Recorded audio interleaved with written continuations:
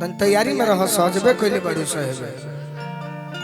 एगो मेहरारू अपना मरद से कहत है कि ये राजा जी रौरा दारू पियो तनी पिए के होखे तो कहीं बहरी मत जाए, हम घर ही मजा दे दे। कैसे कहती है? अरे की घर ही में मजा ले लो, अरे राजा पियर बार के हो, राजा पियर बार के अरे पिया बोलो मुआ का करब? अरे कि पिया बोलो मुआ घोड़ी में पियर धार के, पिया बोलो मुआ घोड़ी में पियर धार, पिया बोलो मुआ घोड़ी में पियर धार के। घर ही में मजा ले लो राजा पियर बार के, घर ही में मजा ले लो राजा पियर बार के हो, राजा पियर बार के। रिया जी एगो रौरा संगे भाव ख दी बाकी रौरा बुरे लागे बाकी ना करे, हम बिगड़ी आदमी ना है। अरे कि पिया बोलो मुआ, अरे पिया बोलो मुआ घोड़ी में दारू ढार के, पिया बोलो मुआ घोड़ी में दारू ढार के।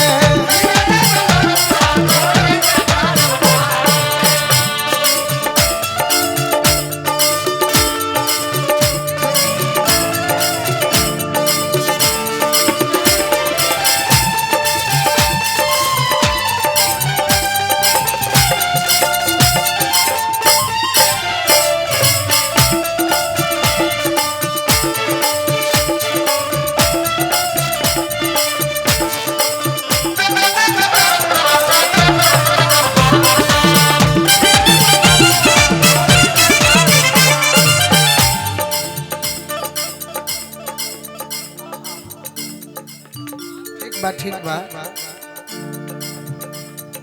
मेहरारू कहते के राजा जी मिक्सर के मजा ले लो खूबे दर कोच के, चूसा उठा ली हम चिखना समझ के,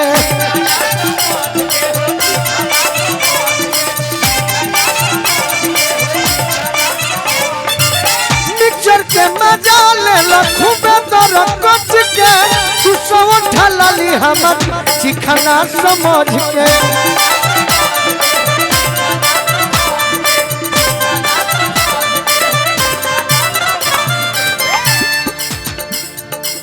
अरे की घिचसी करे तुमुड़ी लहंगा में गाड़ के, घिचसी करे तुमुड़ी लहंगा में गाड़ के, अरे लहंगा में गाड़ के। पिया बोलो मुआ ढोढ़ी में बियर ढार के, पिया बोलो मुआ ढोढ़ी में बियर ढार के।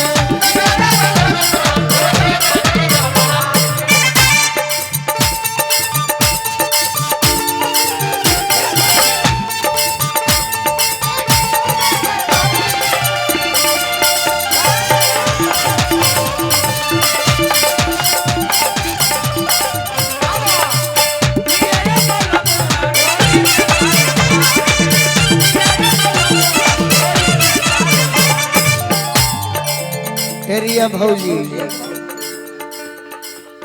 मंच पर हम कुछ भी कहेंगे, बहन नहीं कहेंगे लेकिन दोस्त कहेंगे, तरह के मेहरारुओ बना ले भौजियो बना ले, यही तो कलाकारी। कितने बार बनाइएगा? एको बे बनबू तब न जनबू। भट्टी भट्टी हरवन के करना भरोसा, पागल करबे का लहई घोट राजा दूनो समोसा,